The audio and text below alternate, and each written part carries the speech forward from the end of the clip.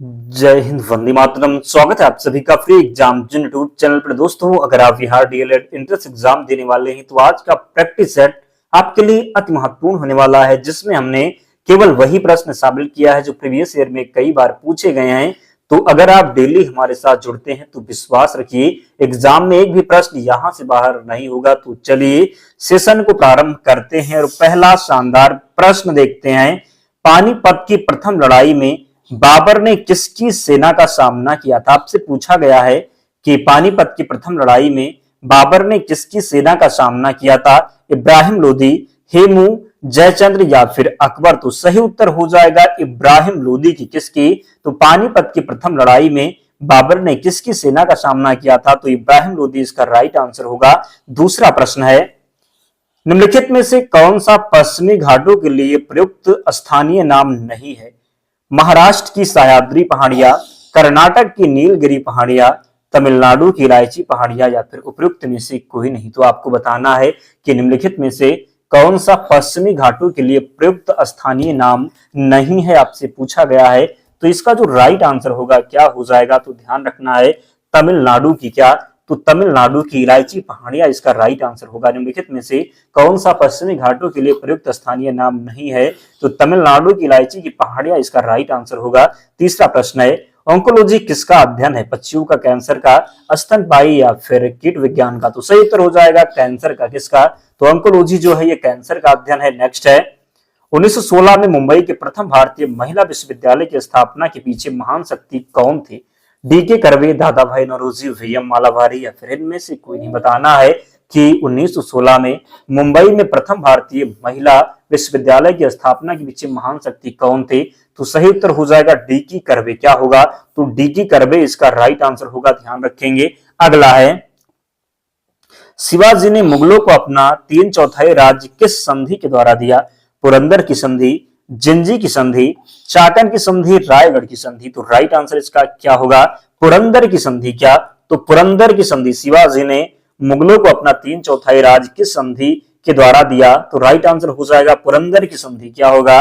तो पुरंदर की संधि इसका राइट आंसर है। नेक्स्ट है, भारत के उत्तर पश्चिम भाग में शीतकाल में निम्न में से किस कारण से वर्षा होती है? पूछा गया है कि भारत के उत्तर पश्चिमी भाग में शीतकाल में निम्न में से किस कारण से वर्षा होती है? पश्चिमी विक्षोभ, चक्रवर्ती अवदाब, दक्षिण पश्चिम मानसून या फिर उपयुक्त में से एक से अधिक? तो राइट आंसर इसका क्या होगा?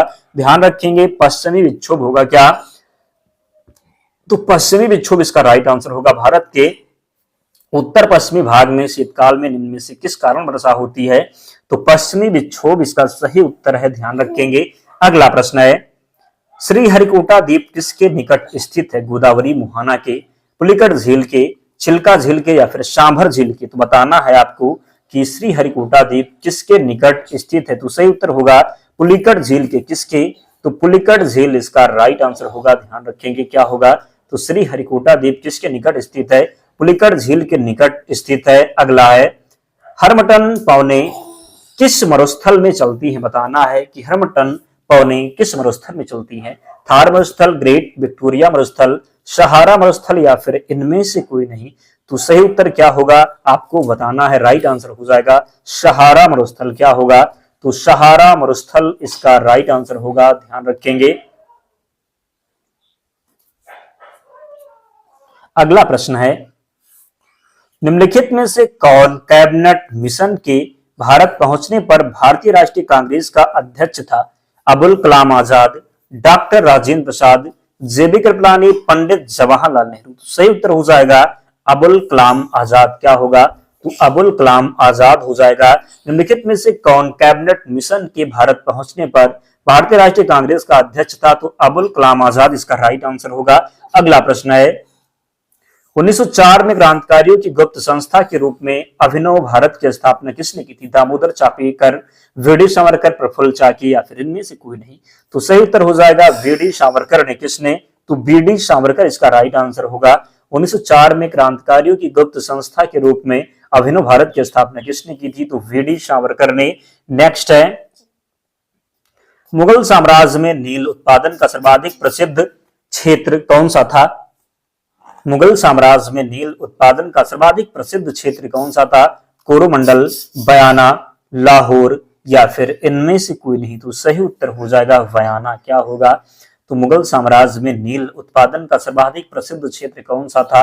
तो बयाना इसका राइट आंसर होगा। क्वेश्चन नंबर 12 है, मुस्लिम काल में दिल्ली के तख्त पर बैठने वाला एकमात्र हिंदू एवं विक्रमादित्य की उपाधि धारण करने वाला अंतिम हिंदू राजा कौन थे? संग्राम सिंह, हेमू, पेशवा बाजीराव या फिर वीर छत्रसाल। तो राइट आंसर इसका हो जाएगा हेमू। क्या होगा? तो हेमू इसका राइट आंसर होगा। मुस्लिम काल में दिल्ली के तख्त पर बैठने वाला एकमात्र हिंदू एवं विक्रमादित्य की उपाधि धारण करने वाला अंतिम हिंदू राजा कौन थे? तो हेमू इसका राइट आंसर होगा, ध्यान रखेंगे। अगला प्रश्न है, प्रारंभिक हड़प्पा स्थलों में एक ही खेत में साथ साथ दो फसलों के उगाने का साक्ष्य कहां से प्राप्त होता है? धौलावीरा, कालीबंगा, रोजदी या फिर इनमें से कोई नहीं। तो राइट आंसर इसका हो जाएगा कालीबंगा से। कहां से? तो प्रारंभिक हड़प्पा स्थलों में एक ही खेत में साथ साथ दो फसलों के उगाने का साक्ष्य कहां से प्राप्त होता है? तो कालीबंगा से। अगला प्रश्न है, मृदा से संबंधित विज्ञान क्या कहलाता है? आपको बताना है कि मृदा से संबंधित विज्ञान क्या कहलाता है। मृदा विज्ञान, शिक्षा शास्त्र, पारिस्थितिकी या फिर भूमि विज्ञान। तो आसान प्रश्न है, सभी को से उत्तर जरूर पता होगा। मृदा विज्ञान इसका राइट आंसर होगा। मृदा से संबंधित विज्ञान क्या कहलाता है? तो मृदा विज्ञान कहलाता है। अगला प्रश्न है, राजा राममोहन राय को राजा की उपाधि किसने दी थी? लॉर्ड विलियम बेंटिंक, अकबर द्वितीय ने, ब्रह्म समाज के अनुयायियों ने, शाह आलम द्वितीय ने। बताना है कि राममोहन राय को राजा की उपाधि किसने दी थी? तो सही उत्तर इसका हो जाएगा अकबर द्वितीय ने। किसने?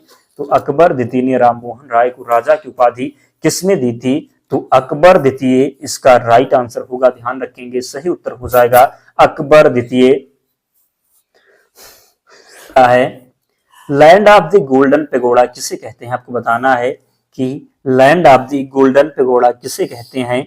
म्यांमार को, चीन को, जापान को या फिर ऑस्ट्रेलिया को।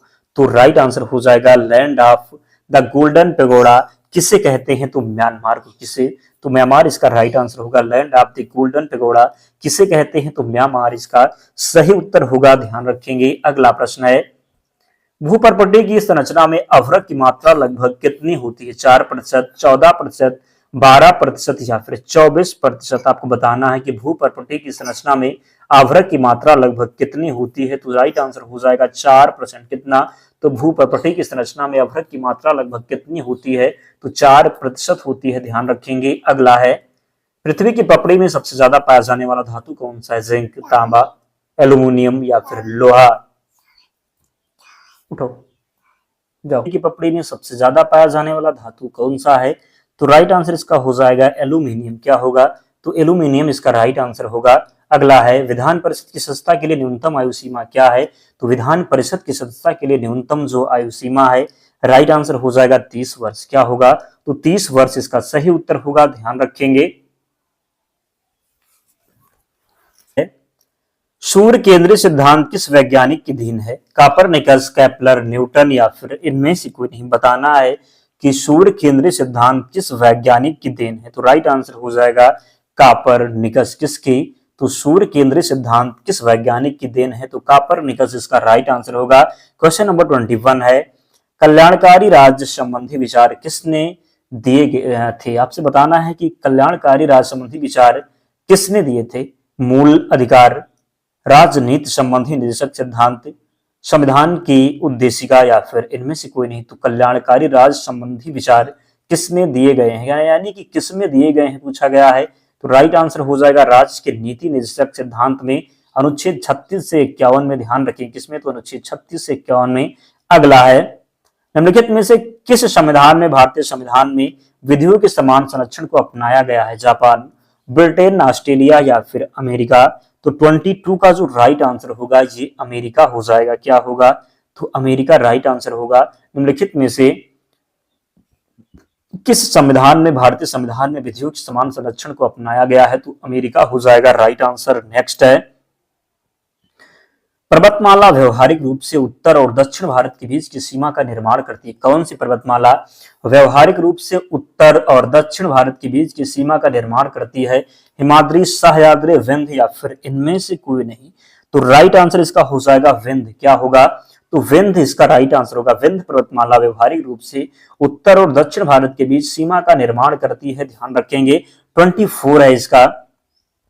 बिहार पश्चिमी राज्य अधिनियम 2006 में 2 ग्राम सभा की बैठकों के बीच अधिकतम कितनी अवधि निश्चित है, बताना है कि बिहार पश्चिमी राज्य अधिनियम 2006 में 2 ग्राम सभा की बैठकों के बीच अधिकतम कितनी अवधि निश्चित है, तो राइट आंसर हो जाएगा 3 महीना। कितना, तो 3 महीना इसका राइट आंसर होगा। बिहार पश्चिमी राज्य अधिनियम 2006 में 2 ग्राम सभा की बैठकों के बीच अधिकतम कितनी अवधि निश्चित है, तो 3 महीना इसका राइट आंसर होगा। क्वेश्चन नंबर 25 है, महात्मा गांधी ने कहां पर भारतीय राष्ट्रीय कांग्रेस सत्र की अध्यक्षता की थी, बताना है कि महात्मा गांधी ने कहां पर भारतीय राष्ट्रीय कांग्रेस सत्र की अध्यक्षता की थी, तो 25 का जो सही उत्तर हो जाएगा ये वेलगांव में। कहां पर, तो महात्मा गांधी ने कहां पर भारतीय राष्ट्रीय कांग्रेस सत्र की अध्यक्षता की थी, तो वेलगांव में। कहां पर, तो वेलगांव में, ध्यान रखेंगे। क्वेश्चन नंबर 26 है, कोसी नदी जिसे बिहार का सूप भी कहा जाता है तथा मार्ग बदलने के लिए भी कुख्यात नदी है, या गंगा में कहां पर मिलती है? खगड़िया के निकट, पूर्णिया के निकट, सहरसा के निकट, या फिर कटिहार के निकट। बताना है कि कोसी नदी जिसे बिहार का सूप भी कहा जाता है तथा मार्ग बदलने के लिए भी कुख्यात नदी है, गंगा में कहां पर मिलती है, तो 26 का जो राइट आंसर होगा खगड़िया के निकट। कहां पर, तो खगड़िया के निकट, ध्यान रखेंगे। कोसी नदी जिसे बिहार का सूप भी कहा जाता है तथा मार्ग बदलने के लिए भी कुख्यात नदी है, या गंगा में कहां पर मिलती है, तो खगड़िया के निकट मिलती है। कहां पर, तो खगड़िया के निकट इसका राइट आंसर होगा। नेक्स्ट है, भारत के महान चित्रकार नंदलाल बसु का जन्म बिहार के किस जिले में हुआ था?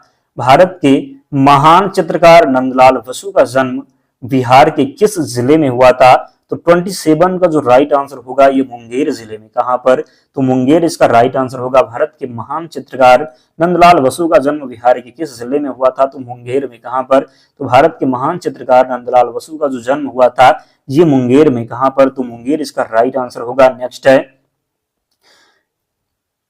निम्नलिखित में से कौन सा तत्व सर्वाधिक विद्युत ऋणात्मक तत्व है? पूछा गया है कि निम्नलिखित में से कौन सा तत्व विद्युत सर्वाधिक जो है विद्युत ऋणात्मक तत्व है? मैग्नीशियम, कैल्शियम, एल्यूमिनियम, या फिर सोडियम।